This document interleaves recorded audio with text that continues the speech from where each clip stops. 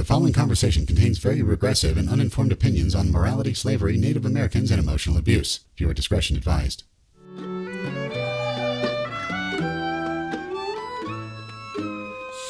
Howdy, friends, and welcome to Atheism 101. It's your favorite trailhand, Korak the Bard, and I got this here tale to tell you about a man who thinks that we're all just a bunch of lazy freeloaders, and that a good parenting technique is threatening to go all Christy Gnome on the family dog. He's a man of his time, Daniel McCoy, and this man here does a better job than I ever could at promoting secular humanism and anti-theism with his completely stupefying devotion to Christianity. If any of you find yourselves on Danny's side of the aisle, I do hope you end up questioning why when it's full of nothing but ignorance and terror. I figure the best way to start this here tale is by starting at the end, briefly, then going back to the beginning, then periodically returning to the end. We'll begin at the final nail in the coffin and work our way back from there. But be warned, the little disclaimer at the beginning was no joke. We're going into the Badlands here. So if you're squeamish or feeling poorly, you can't say you haven't been warned. Now here's Daniel on how to properly correct your child if they don't uphold their end of the bargain when it comes to feeding the family dog. I'm going to threaten the kid. You know what? If you don't start taking care of this dog, I'm just going to kill it. Now how the hell did we get to killing puppies? Buckle up, folks. We're doing a Pulp Fiction. Everybody be cool, this is a robbery! Cue the music.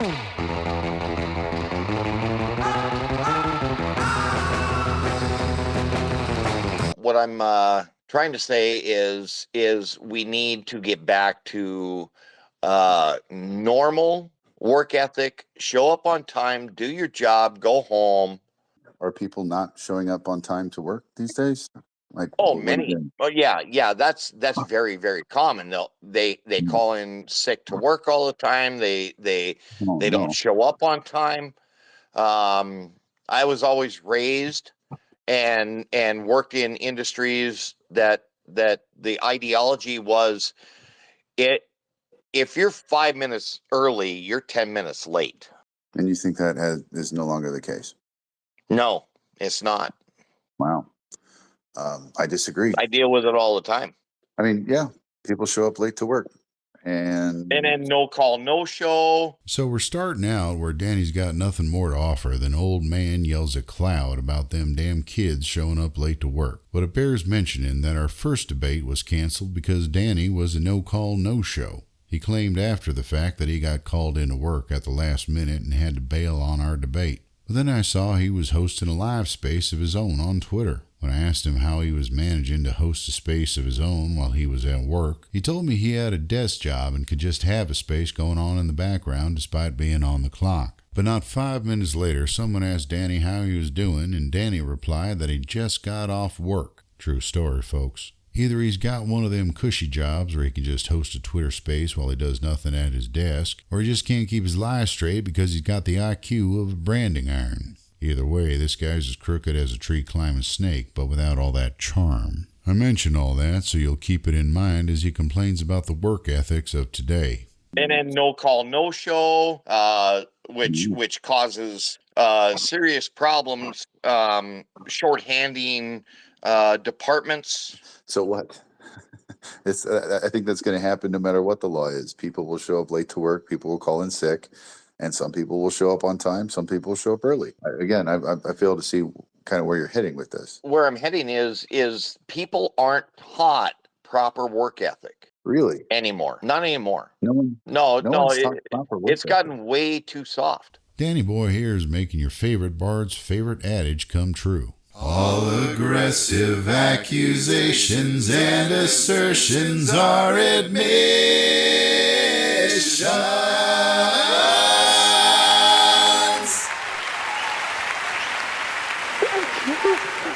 Wow.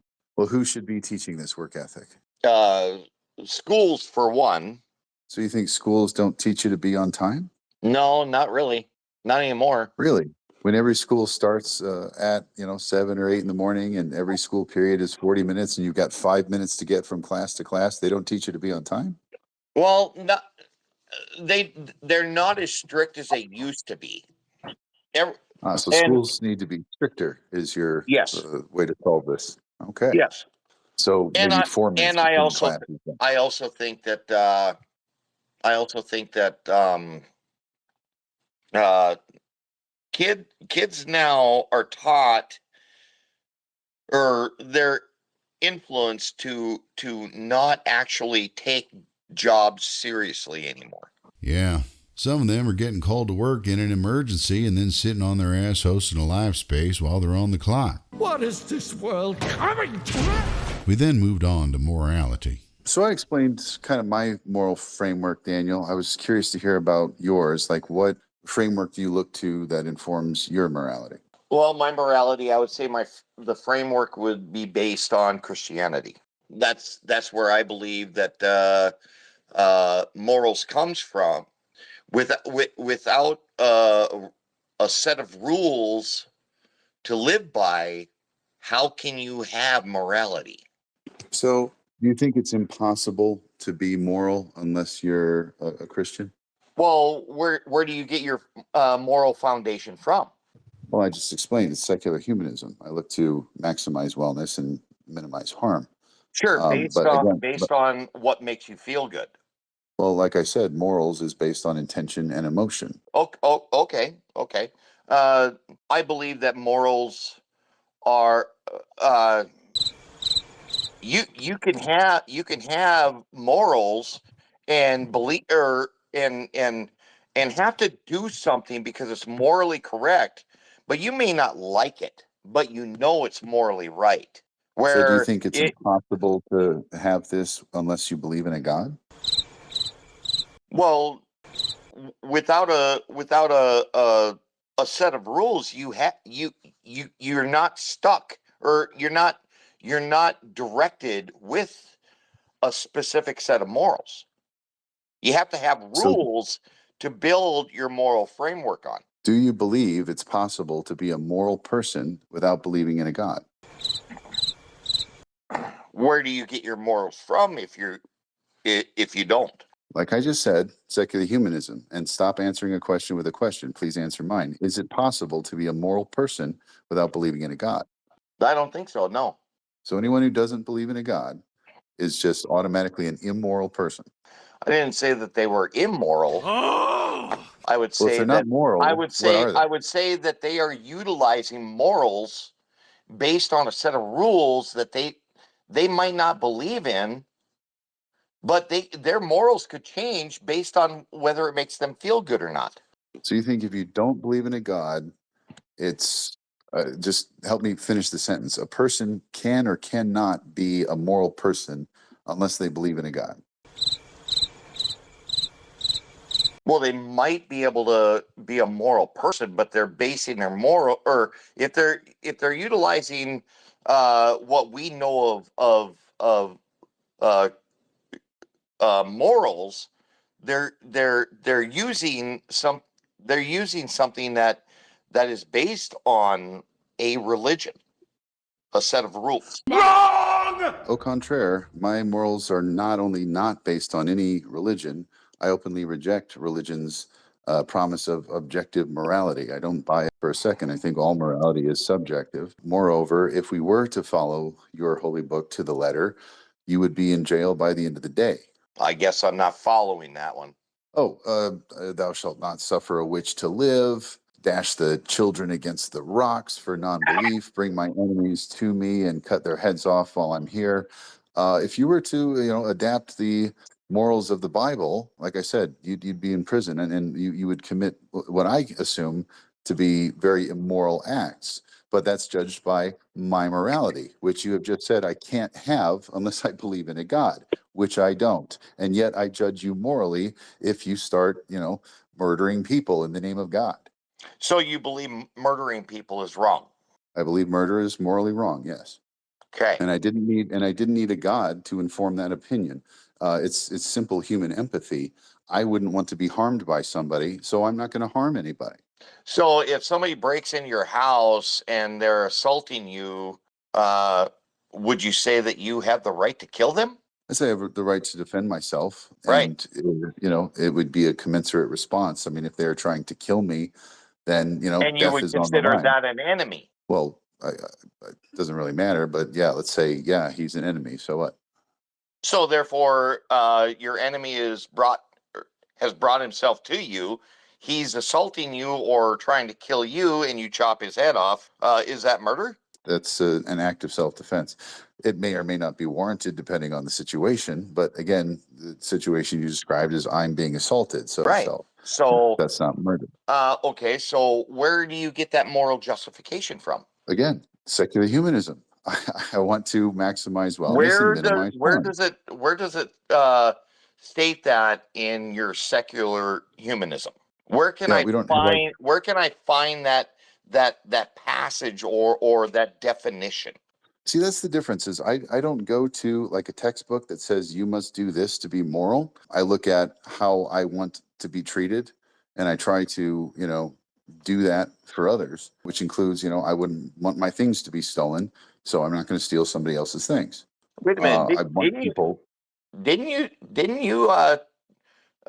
tell me that you read the Bible and you used to be a Christian? Yeah, I was a Christian minister. Okay. So therefore you understand the set of rules that God gave, and you're utilizing those rules to base your morality. I'm going to be real clear right now. There are 0 moral proclamations in the Bible worth following. The Bible advocates for slavery, sex trafficking, and stoning people to death for being drunk. It's garbage when it comes to gauging how to live a moral life. And before you say, well, Korak, what about the good parts like thou shalt not kill? Let me ask you, quite seriously now, can you work out on your own whether or not it's a moral act to throw stones at someone until they're dead for the supposed crime of being drunk? And can you work out on your own whether or not murdering someone in cold blood is a moral act? If so, you didn't need a God to reach that moral conclusion, especially not a God who reaches the opposite conclusion in their holy book. So congratulations if you answered no to stoning someone to death for being drunk or to murdering somebody. You're miles ahead of the God of the Bible when it comes to morality. But apparently, according to Daniel, I'm using his God's morality for my own moral compass. Okay. So therefore you understand the set of rules that God gave, and you're utilizing those rules to base your morality. Which rules of God's am I using, and how do you know the rules came from God? Well, you got the 10 Commandments. I openly reject the 10 Commandments. There's nothing useful in them. So thou shalt not kill, thou shalt not covet thy neighbor's wife, thou shalt not steal. So you reject the commandment to not steal? I reject the idea that a God can tell me what is moral, especially when the first 4 moral proclamations are, look at me, I'm God, and if you don't pay attention to me, I will punish you. Stealing is not universally an anti-Christian concept. I can work out that I my things stolen, so I'm not going to steal other people's things, just with basic human empathy. Same with murder. And when it comes to coveting your neighbor's wife, it's mentioned in the 10 Commandments because your neighbor's wife was your neighbor's property. It is a property crime to do something with your neighbor's wife. And I don't see women as property. So that is why I openly reject the moral proclamations of a Bible. I don't think you can look at a rule book and say, aha, if I do these things, I will be moral. Life is messy and very nuanced. So if you have just a basic waterline of does it promote wellness or increase harm, you can work from there. Okay, so you said you reject the commandments. Thou shalt not steal. You let me make sure I get this right. You think that is a worldwide ideology or a worldwide quality or a thought? What are you talking about? Worldwide? Yeah, in most cultures, stealing is a punishable crime.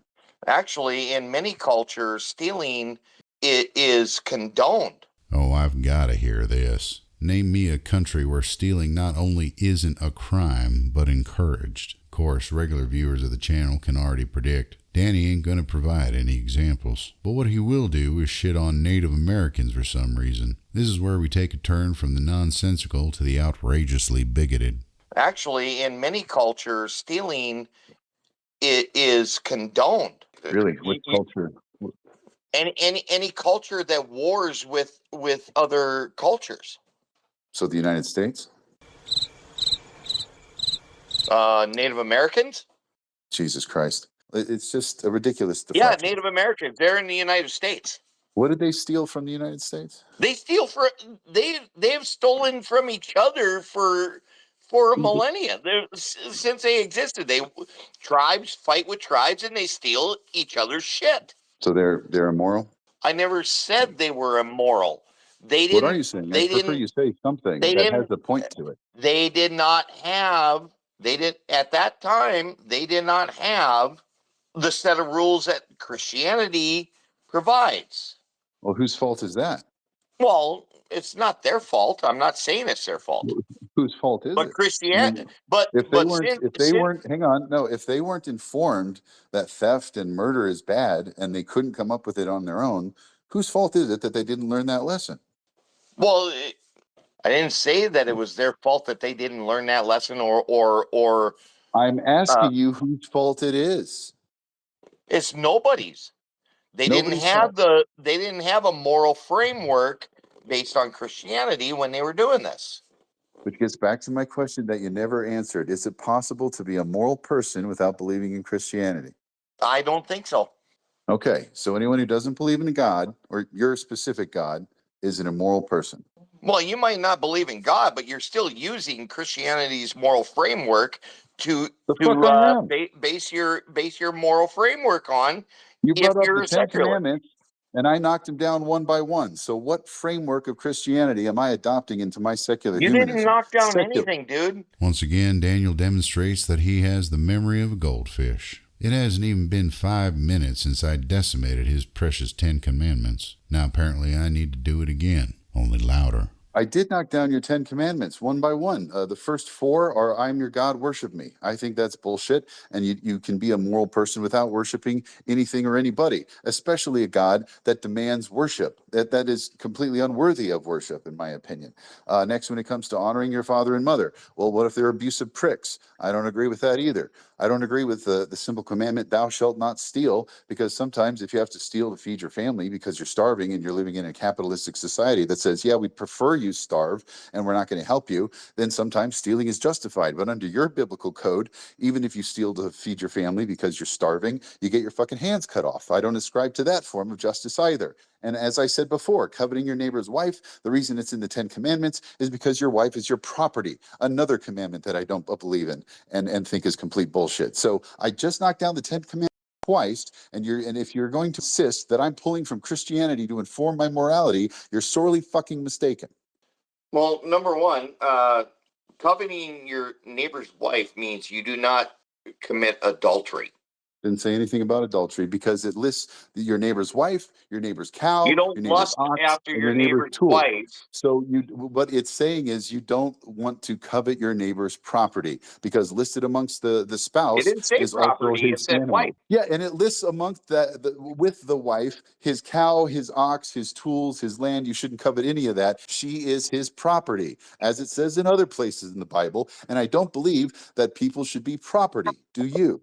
Now here we come to the crux of the moral argument and why secular humanism is infinitely superior to Christianity. I'm better than you, I'm better than you, I'm better than you because I don't endorse rape or slavery.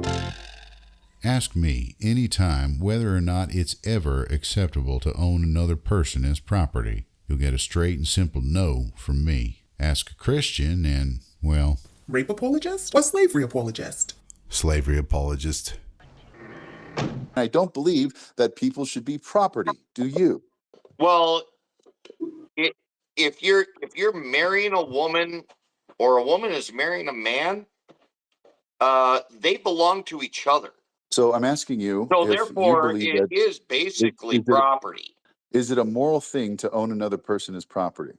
I didn't say own. I'm asking you. Do you think it's moral to own another person as property? Well, that yes or no question. Okay. Before you go any further, that it was a yes or no question. Hang on.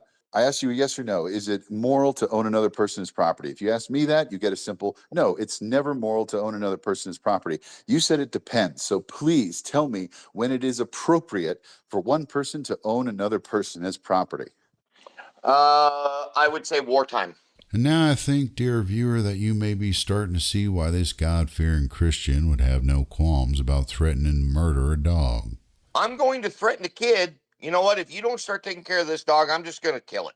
Periodically returning to the end, just to give it a bit of dynamism. Otherwise, it's just sort of a linear story. Just tell us what happened. According to Daniel's holy playbook, under certain circumstances, sometimes it's okay to own another person as property. And this is coming from the man who says you can't be moral unless you worship his God. Don't that make me laugh to beat the band? So slaves during wartime, and you I get didn't this say from your slaves. Christian ethic? I didn't say slaves. If someone is someone else's property, are they not a slave? What do you call it? Prisoners of war. Sorry? You're basically holding them against their will because they're a prisoner of war. That's different than owning them as property. No, it's you're controlling them. You basically own them. If you imprison them, that state owns them. So they can pass them off, like an heirloom to their children, right? I didn't say that. Well, if they're their property, then you can do that, right? And Like it's what's commanded in your Bible. it depends. If it's wartime, you capture enemies and you put them in a prison camp, so that Right. they can't go back to their side and fight you again. You're basically holding them as property until the war is over. So you make no distinction between a prisoner of war and a human being someone's property. So I'd like to get back to the property thing. And I asked you, when is it a moral thing to hold somebody as property? You said as a prisoner of war. I said So during if you wartime. get captured, yeah. So if you get captured as a prisoner of war, it's okay to enslave somebody because that's what it means to be somebody else's property. Okay, let's go with your terminology. Fine. You're enslaving them. I would say you're capturing prisoners, but you want to call them slaves. No, you do. I'm talking about property and when is it appropriate to own another person? And you said during wartime. During So now wartime. we're no longer talking about prisoners of war. We're talking about slavery, owning another person as property. Because those prisoners of war, you could give them tasks to do, give them jobs to do while they're prisoners. Right. Are they still a slave, or are they a prisoner? Well, it is a war crime to use prisoners of war as slaves. When is it appropriate to enslave somebody? Well, if you put it that way, I would say. I've been putting it this way the whole fucking time. Well, if you put it that way, I would say during wartime, during conquest. So now we've got this morally superior Christian telling me I can't be moral without his God, while also declaring it's okay to enslave prisoners of war and now to keep slaves during conquest. It's getting easier to see how this man would murder a puppy, right? Starting at the end. I'm just going to kill it. Kill it. Yep. Okay. Well, I thank you for that honest answer. You're proving my morality is far superior to yours because under no circumstances with my morality framework should anybody ever be owned as property, wartime or otherwise. And with that, I'll rest my case on morality. So you think that, you believe that if you're in a war and you capture enemy soldiers, are you telling me that you're going to release them and send them back No.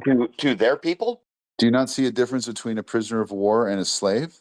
Because a prisoner of war is a legally protected term. If you're a prisoner of war, you can't be tortured. There are, like the Geneva Convention, there are rules about how you conduct yourself when you have somebody like that in your care. Even if you have you have a slave, it doesn't mean that you're going to torture them. Jesus Christ. There is a huge gulf between being a prisoner of of war and being a slave, which your Bible advocates for. So when you say that I'm drawing my morality from Christianity, I'm sickly offended because that is what your Bible condones, and I do not. What about And here, indentured servitude?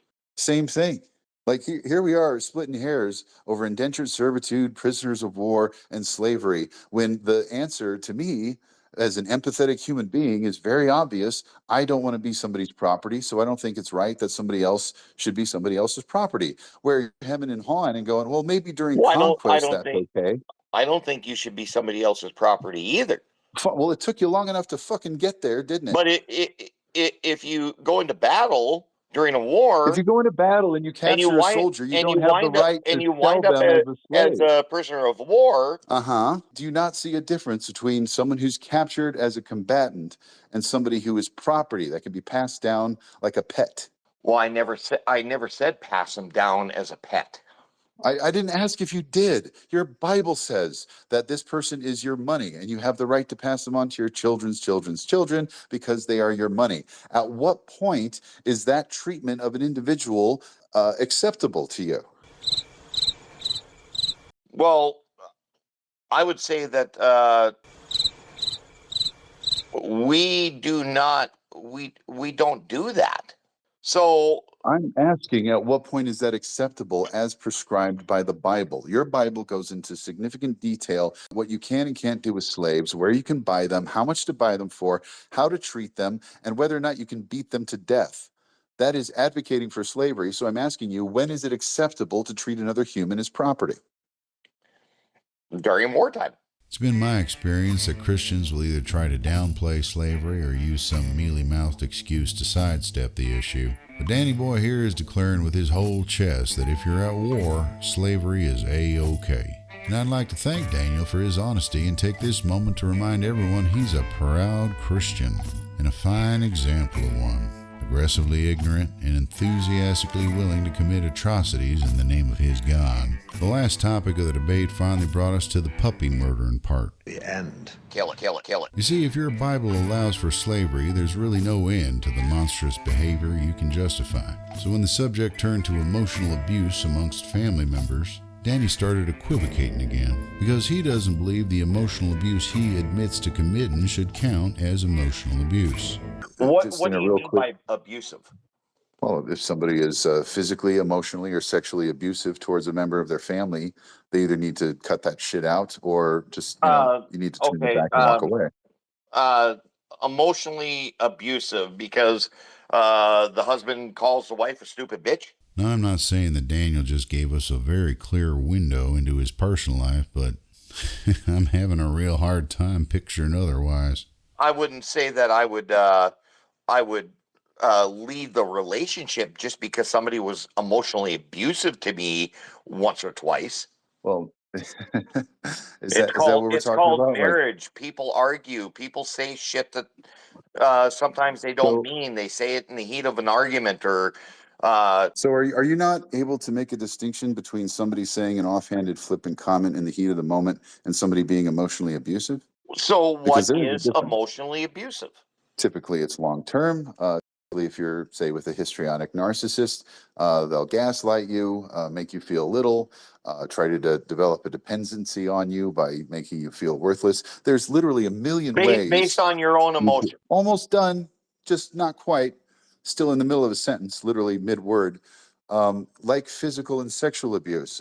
It doesn't require necessarily a pattern of behavior. If you molest somebody once, that's sexual abuse.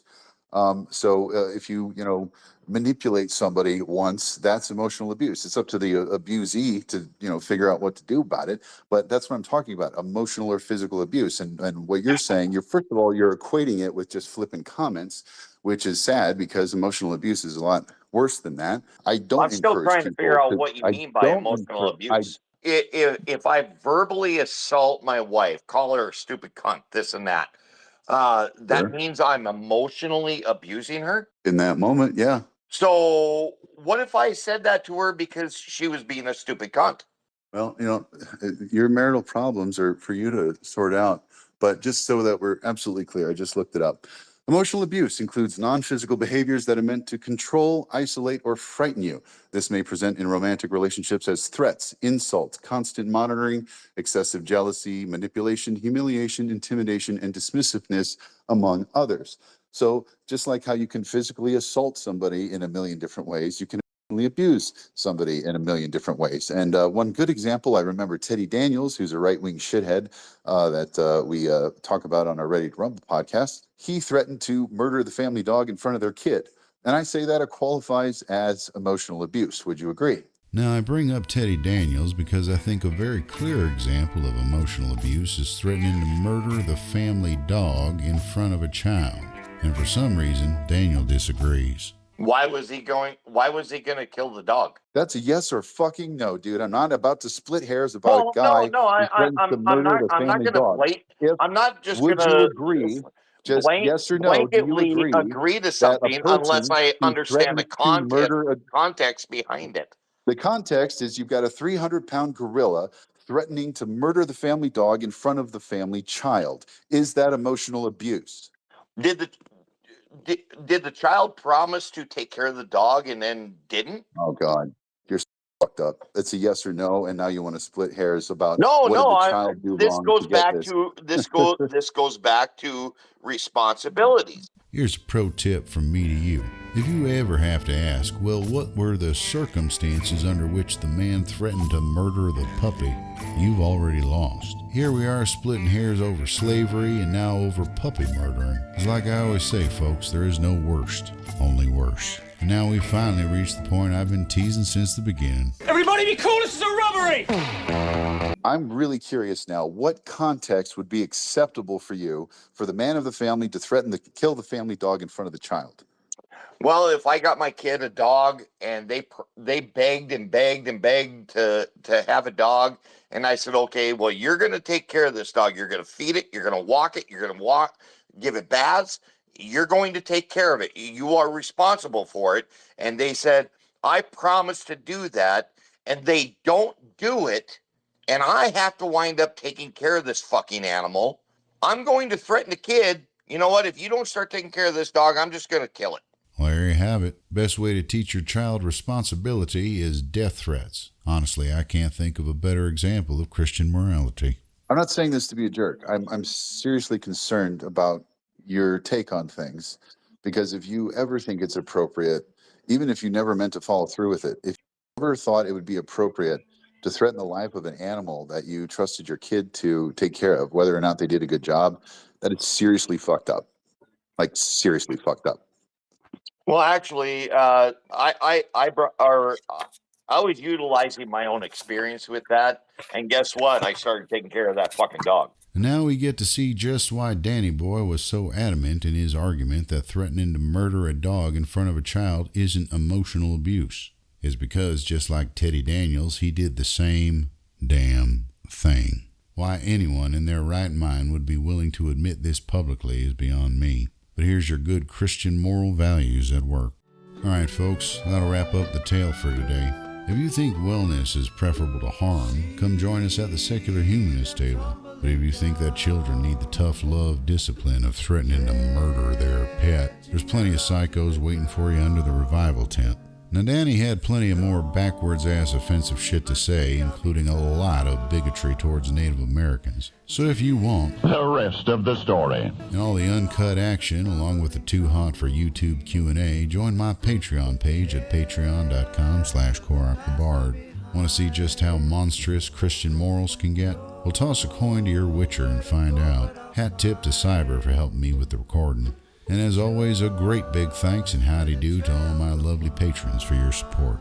If you feel like buying your favorite bard a coffee, it's as easy as going to buymeacoffee.com/KorakTheBard. And if you prefer political commentary and satire, come check out my podcast with Doc Scorpion over at Ready to Rumble. All links are in the description. Till next time, just remember, the Christians are the ones who have a real hard time with whether or not slavery is a bad thing. And that is a bad thing. This is your favorite word slinger, Korak the Bard, singing off with Korak, he's a bard without a home. Korak, upon a bardic throne, born to give love, oh, and to live life in song and deliver a message of hope. Alright, bound to face another day. Alright, until theists learn the way. First you tell them, oh no, there's no such thing as a soul. We use reason and logic